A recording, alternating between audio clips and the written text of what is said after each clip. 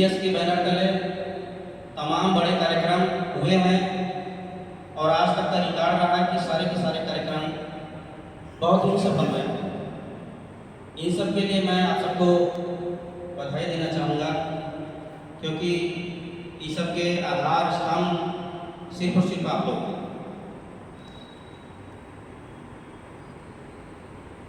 तो इसी कड़ी में जो अभी कार्यक्रम जब शुरू हुआ तो हमारे आदरणीय संस्थापक महोदय जी ने बीबीएस के उद्देश्य को अच्छे से समझाया। उसमें न तो कोई जाति न धर्म, सिर्फ और सिर्फ मानव कल्याण की बात हुई। और एक बहुत बड़ी बात यह है कि आज हमारे बीच में पूज्य भिक्षु संघ की तरफ से पूज्य बदन गुरधर्मो जी उपस्थित रहे। नमस्कार। आज अभी हम सारनाथ में हैं। सारनाथ में आज भारतीय भीम गर्जना संघ की केंद्रीय कार्यकारिणी की बैठक चल रही है। हमारे साथ इसके संस्थापक जीएल सिंह जी हैं। जीएल सिंह जी से जानना चाहेंगे कि आज भीम गर्जना संघ, भारतीय भीम गर्जना संघ बनाने का औचित्य क्या है, किन उद्देश्यों को लेकर के वो इस संगठन को लेकर के आगे बढ़ रहे हैं। जी, आपका बहुत बहुत स्वागत है। जी, बहुत बहुत धन्यवाद। और सबसे पहले मैं आपके चैनल को, न्याय तक को बहुत बहुत धन्यवाद व्यक्त करता हूँ कि क्योंकि नाम से ही बड़ा परिलक्षित हो रहा है। निश्चित तौर पे बाबा साहब अम्बेडकर के जो सपनों का भारत है, जिसमें न्याय एक बड़ा पिलर है, संविधान की प्रस्तावना का। बिल्कुल ठीक समझे। हम सामाजिक न्याय की पक्षधरता करने वाले चैनल के रूप में ही आगे बढ़ रहे हैं। बिल्कुल। तो जो बाबा साहब अम्बेडकर की जो प्रस्तावना का जो 4 पिलर हम समझते हैं, समता, स्वतंत्रता, बंधुत्व और न्याय, तो न्याय पर जो आपने चैनल चलाया है, इसके लिए मैं बहुत बहुत धन्यवाद दूँगा। और मुझे पूरा आशा और विश्वास है कि आपके चैनल के जरिए समाज को जरूर न्याय मिलेगा। धन्यवाद जी। और रही बात जो आपने कहा कि भारतीय भीम गर्जना संघ को बनाने का जो औचित्य है, देखिए 2014 में भारतीय भीम गर्जना संघ की शुरुआत की और परम पूज्य बाबा साहब डॉक्टर अम्बेडकर, भगवान तथागत गौतम बुद्ध, साथ ही साथ बुद्ध से लेकर के बाबा साहब डॉक्टर अम्बेडकर के समय तक का जो आंदोलन रहा है और उस आंदोलन को गति देने के लिए जिन भी महापुरुषों ने अपना समय दिया, अपने जीवन को न्यौछावर किया, उन सभी महापुरुषों के बलिदान और त्याग के लिए, उसको आगे बढ़ाने के लिए भारतीय भीम गर्जना संघ का हम लोग निर्माण किया। खासतौर से मेरा जो उद्देश्य है इस संस्था के माध्यम से समतामूलक समाज का निर्माण, जो परम पूज्य बाबा साहब डॉक्टर अम्बेडकर का सपना था, उस सपने को पूरा करने के लिए इस संगठन का निर्माण किया गया। अक्सर बात आती है कि जो इस तरह के संगठन हो, बहुजन समाज की बात करते हैं। हमारे सामने एक बड़ा उदाहरण मिलता है कि कभी कम्युनिस्ट पार्टियां इस तरह के मुद्दे को लेकर के चली और लगातार उनके संगठन बढ़ते गए। एक पार्टी थी, फिर 2 हुई, आज 20 कम्युनिस्ट पार्टियां खड़ी हुई। इसी तरह से पिछले एक दशक में हमने तमाम ऐसे संगठन भी उभरते देखे जो दलित इश्यू, बहुजन समाज के इश्यू, पिछड़ी जाति के मुद्दों को लेकर के आगे बढ़ रहे हैं। तो लगातार ये बिखराव होने की क्या वजह? देखिए, कहीं ऐसा तो नहीं है कि जैसे लेफ्ट पूरा गायब हो गया है। लगातार हम इतना बिखरते जाएं कि एक समय आए कि हम कहीं हो ही ना। देखिए, बहुत ही बड़ा और बड़ा ही सही प्रश्न आपने किया है। पहली बात तो देखिए, जैसे आपने लेफ्ट का उदाहरण दिया या कम्युनिस्ट पार्टी का उदाहरण दिया, तो हम पहली बात, भारतीय भीम गर्जना संघ कोई राजनीतिक दल नहीं है। तो अगर इस दृष्टिकोण से अगर कोई देखता हो, जैसे आप देखें, कोई भी समाज देखें, देश के लोग देखें कि भारतीय भीम गर्जना संघ एक राजनीतिक दल है और आगे चल कर के भी कहीं शामिल हो जाएगा या ख़त्म हो जाएगा, तो ऐसा कुछ भी नहीं है। हम लोग पूर्णतः सामाजिक आंदोलन, जो बाबा साहब डॉक्टर अम्बेडकर का जो मेन विजन था सामाजिक परिवर्तन का, उस परिवर्तन के लिए हम लोगों ने संगठन का निर्माण किया है। और रही बात जो आपने कहा कि लोग बिखरते जा रहे हैं या बहुजन समाज इस तरीके से बिखर जाएगा, देखिए, जब तक वह जो आंदोलन था उस समय का, हम किसी पार्टी का नाम नहीं लेंगे, लेकिन वह दौर जो था, स्टार्टिंग का जो दौर था, बहुजन आंदोलन जब एकदम बिल्कुल चरम पे था, तो वहाँ पे मुद्दों का आंदोलन था, उसमें मुद्दे हुआ करते थे। लेकिन बाद का आंदोलन जो हुआ, वो सत्ता केंद्रित आंदोलन हो गया। हर कोई अपनी एक सीट के लिए लड़ रहा है, किसी के अंदर सामाजिक भावना नहीं रह गया है, सामाजिक चेतना नहीं रह गया। वो समाज की न्याय की लड़ाई लड़ने के लिए सांसद या विधायक या मंत्री नहीं बनना चाह रहा है। वो सिर्फ परिवर्तन क्या चाहता है? सिर्फ और सिर्फ सत्ता परिवर्तन चाहता है। और लोगों के जहन में जितने भी आंदोलनकारी हैं, जितने भी संगठन बन रहे हैं, लोगों के जहन में एक चीज़ ये होता है कि राजनीतिक परिवर्तन ही सबसे बड़ा परिवर्तन है। यहीं पे वो भूल कर रहे हैं। राजनीतिक परिवर्तन को एक किनारे करके जब तक सब लोग सामाजिक परिवर्तन की लड़ाई पे नहीं आएंगे और एक साथ नहीं आएंगे, ऐसे ही हम बिखरते रहेंगे और देश के पता नहीं कितने जो है कि बिखराव हो जाएंगे और यह देश हमारा बिल्कुल टूटता चला जाएगा। तो हमें जो नज़र आता है बात यही है कि सबसे पहले लोगों को राजनीतिक मुद्दे को एक तरफ करके सामाजिक आंदोलन, सामाजिक चेतना पर लोगों को काम करना चाहिए और सभी जितने भी संगठन हैं सारे लोगों को मिलकर के काम आज हम आज़ादी से लगभग 75 साल की यात्रा पूरी कर चुके हैं, तो इस समय बहुजन समाज को राजनीतिक तौर पर सबसे बड़े खतरे आपको क्या दिखते हैं? देखिए, जैसा कि मैं पहले ही आपसे मैंने कहा कि हमारी हाँ जो बिल्कुल, आंदोलन है, आपने कह रहे हैं कि आप राजनीतिक नहीं हम हो, मानने के सामाजिक हैं। बावजूद सामाजिक तौर पे क्या जी। खतरे दिखते हैं राजनीतिक?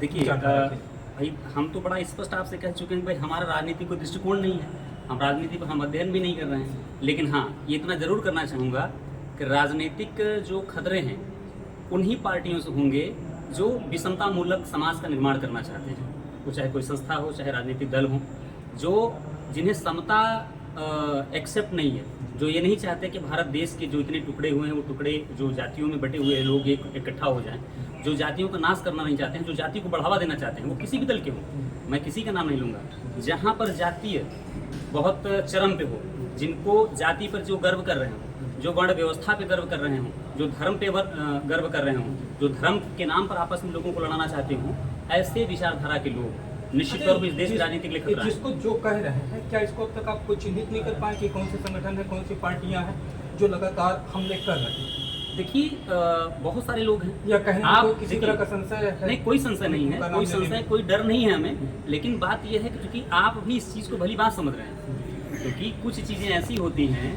जो व्यक्ति बहुत बेहतर तरीके से समझता है उस चीज़ को। भाई आप किसी को भी ले लीजिए, क्या आप मेरे मुंह से उस नाम को क्यों लेते हैं, मतलब कि क्यों चाहते हैं कि मैं उसका क्योंकि विरोध आप करूं? एक विचारधारा की राजनीति उसकी अगुवाई कर रहे हैं, एक संगठन की अगुवाई कर रहे हैं, तो मैं मतलब इस लिहाज से पूछना चाहता हूँ कि अगर किसी से बहुजन समाज सुरक्षित है, तो अगर आप चिन्हित कर पाए हैं, तो क्या उस बहुजन समाज को बताना चाहेंगे कि वो कौन से लोग हैं जिनसे आप असुरक्षित है या आप बिल्कुल, देखिए, आपका सम्मान असुरक्षित है? बहुत स्पष्ट मैं आपसे कहना चाह रहा हूँ, ऐसे ही लोग वो किसी भी दल में हो, ठीक है, कोई भी राजनीतिक दल हो इस देश का, ऐसे लोग जहाँ पे हों जो जाति को प्रश्रय दे रहे हों, जिनको लगता है कि हम जाति पे गर्व करें, ठीक है, क्योंकि बाबा साहब अम्बेडकर का जो कॉन्सेप्ट था या बुद्ध का जो कॉन्सेप्ट था, ललाई सिंह यादव का कॉन्सेप्ट था, वो सब जाति का नाश करता है। और जाति को बढ़ावा देने वाला जो भी राजनीतिक दल हो या जो भी सामाजिक दल हो, वो सब के सब लोग बहुजन समाज का जो कॉन्सेप्ट है या बहुजन जो आंदोलन है उससे खतरा है।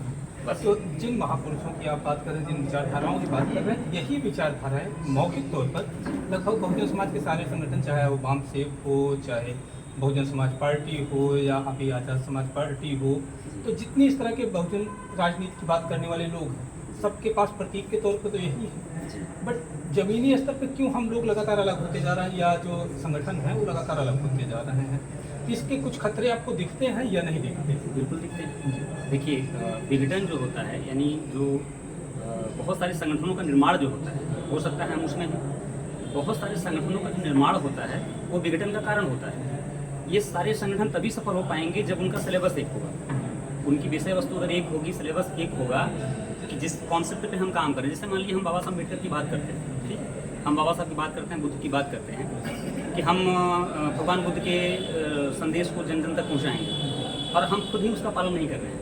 हमारे चरित्र में खुद ही उसका जो है कि प्रादुर्भाव नहीं है, हम उसके बाबा साहब के बताए या बुद्ध के बताए के मार्ग पर स्वयं नहीं चल रहे हैं और लोगों को संदेश दे रहे हैं। तो ऐसे लोग क्या है, संगठन अगर बनाएंगे तो निश्चित तौर पर खतरा होगा। अच्छा, मैं एक बहुत व्यवहारिक से बात करना चाहूँगा, शायद आप अगर में काम करें। मैंने ऐसे तमाम लोगों को देखा है जो बौद्ध को मानते, बुद्ध को मानते हैं, और जब धार्मिक कानून भरने की बात आती है तो बड़े प्रेम से उनको भर देते हैं। उसका रीज़न ये है कि वो उनके अंदर डर है और उनको ये लगता है कि अगर हम इसको नहीं भरेंगे तो हमारा आरक्षण खत्म हो जाएगा। जबकि सुप्रीम कोर्ट का स्पष्ट निर्देश है कि अगर आप इसमें बौद्ध लिखते हैं तो उसमें आपके आरक्षण पर उसका कोई प्रभाव नहीं होने वाला है।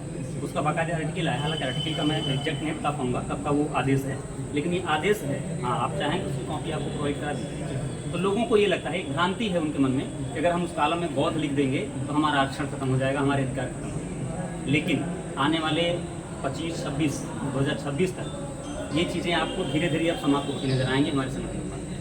2026 तक ये प्रयास है कि लाखों लोग जो है संगठन के साथ खड़े होने के साथ लाखों लोग बौद्ध बनेंगे और अपनी कॉलम में लिखेंगे, ऐसा प्रयास। तो अभी जो आप लोग प्रयास कर रहे हैं इस संगठन के माध्यम से, तो उसका मूल टारगेट क्या है? लोग आप बहुत लोगों को बौद्ध धर्म की तरफ लाने के लिए या सामाजिक जागरूकता? देखिए, बौद्ध धर्म की तरफ लाना ही एक, हालांकि मेन उद्देश्य नहीं है, लेकिन बौद्ध धर्म की तरफ ही लाना एक सामाजिक जागरूकता है। क्योंकि भगवान बुद्ध को आप धर्म के नज़रिए से देखते हैं तो लोगों की गलतफहमी है। भगवान बुद्ध तो सामाजिक आंदोलन करता था।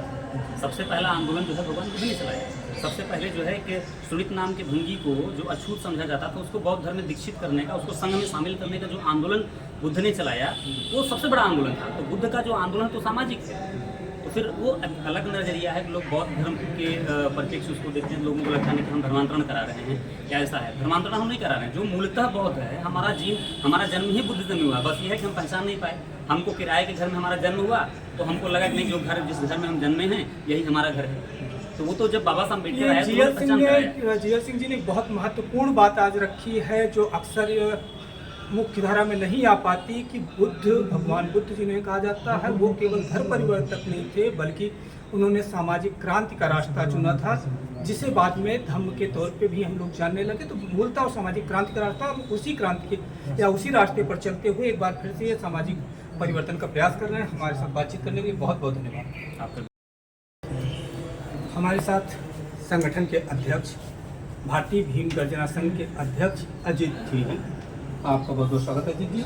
तो अजीत जी, आप कार्यकारिणी की बैठक कर रहे हैं, किन एजेंडों को लेकर के आज की ये बैठक चल रही है?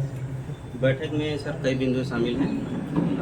सर्वप्रथम हम लोग यहाँ उत्तर प्रदेश से पद की घोषणा करने वाले थे, और यहाँ पर एक हम लोग संविधान यात्रा का प्रोग्राम बनाए हुए हैं, और उस पर चर्चा होनी है, और साथ ही साथ अपने संगठन की कुछ समीक्षा भी करनी थी। तो इन सब बिंदुओं को लेकर के थोड़ा धम्म देशना हमारे सर्वप्रथम थे। तो लगातार संविधान यात्राएं निकाली जा रही है, आपका संगठन भी आप बात कर रहे हैं और तमाम लोग निकाल रहे हैं। तो संविधान को इस समय किस तरह के खतरे महसूस हो रहे हैं, जो लगातार संविधान को बचाने का या उसकी बात रखने का प्रयास किया जा रहा है? संविधान का जो मूल रूप है उससे लोग परिवर्तित करते चले जा रहे हैं, और जो वास्तविक रूप में संवैधानिक रूप से जो यहाँ की लोक जनता को प्राप्त होनी चाहिए, मिलनी चाहिए, वो चीज़ें नहीं मिल पा रही है कहीं ना कहीं। तो इन सब चीज़ों को लेकर हर जगह मुहिम चल रहा है, उसमें एक छोटा सा सहयोग हमारे संगठन की तरफ से। तो भीम गर्जना संघ जो बना है, तो ये नाम गर्जना संघ रखने का क्या उद्देश्य रहा? भारतीय भीम गर्जना संघ बेसिकली एक शेर की गरज से आता है। जी बिल्कुल। यह संगठन पूरी तरह से हमारे महापुरुषों पर के विचारधाराओं पर आधारित है। जैसा कि आदरणीय संस्थापक महोदय ने बताया कि भगवान गौतम बुद्ध से लेकर के डॉक्टर भीमराव अम्बेडकर जी के बीच में जितने भी महापुरुष हुए हैं, उन सब के विचारधाराओं पर आधारित उन सब के कार्यों को लेकर के हम लोग अपने संगठन को आगे बढ़ रहे हैं। और उनकी मूल रूप से जो बाबा साहब भीमराव अम्बेडकर की जो विचारधारा है, उसको आगे बढ़ाने के लिए हम लोगों ने ये नाम रखा हुआ है कि उनके जो मूल तत्व हैं वो लोगों तक बीच में जाएं। इधर बीच देखने को मिल रहा है कि तमाम संगठन ऐसे भी हैं जो बाबा साहब का नाम लेकर करके और अपने फ़ायदे के काम कर रहे हैं। तो इन सब चीज़ों को थोड़ा दरकिनार करने के लिए हम लोग जो मूलभूत चीज़ें हैं उनको जनता के बीच में लाएंगे। अच्छा, अभी आपके जो संस्थापक महोदय हैं उन्होंने कहा कि आपका कोई राजनीतिक उद्देश्य नहीं है, तो क्या बिना राजनीतिक हस्तक्षेप के सामाजिक परिवर्तन संभव दिखता है? प्रयास तो कर रहे हैं सर, हमें तो लग रहा है कि संभव होगा। अगर मान लीजिए कल को आपके साथ एक बहुत बड़ी संख्या खड़ी हो जाती है आपके संगठन के साथ, तो उसका राजनीतिक दृष्टिकोण आप तय करेंगे या उसे ऐसे राजनीतिक मैदान में खुलेआम छोड़ देंगे कि कहीं भी जाओ? वो सर बाद में तय किया जाएगा। हाँ, ये छुपा रहे हैं? अभी तो फिलहाल नहीं है। अभी फिलहाल नहीं है। अभी हमारा पूरी तरह से सामाजिक आंदोलन है और इसको हम लोग अभी शुरू में ले रहे हैं। मजबूत ताकतवर हो जाएंगे तो राजनीतिक हस्तक्षेप कर सकते हैं, गुंजाइश है। तो अभी इस समय अगर कोई दिखता है जिसके करीब दिखते हो किसी राजनीतिक विचारधारा की? नहीं, अभी मैं बताया आपसे कि हमारा आंदोलन नहीं, हम मतलब आप निजी तौर पे किसी के करीब दिखते हो? नहीं, ऐसा किसी को समर्थन नहीं, किसी का विरोध नहीं, न किसी का समर्थन न विरोध। अभी हम सिर्फ कोई ऐसी राजनीतिक विचारधारा आपको दिख रही हो जिससे आपके बहुजन समाज को कोई खतरा दिखता हो? बहुजन समाज के खतरे की बात करें तो बहुत सारे मुद्दे हैं, और ये एक हमारी समझ से कि बहुत बड़ा प्रश्न है जिसको इतने कम समय में हासिल नहीं किया, मतलब बयान नहीं किया जा सकता है।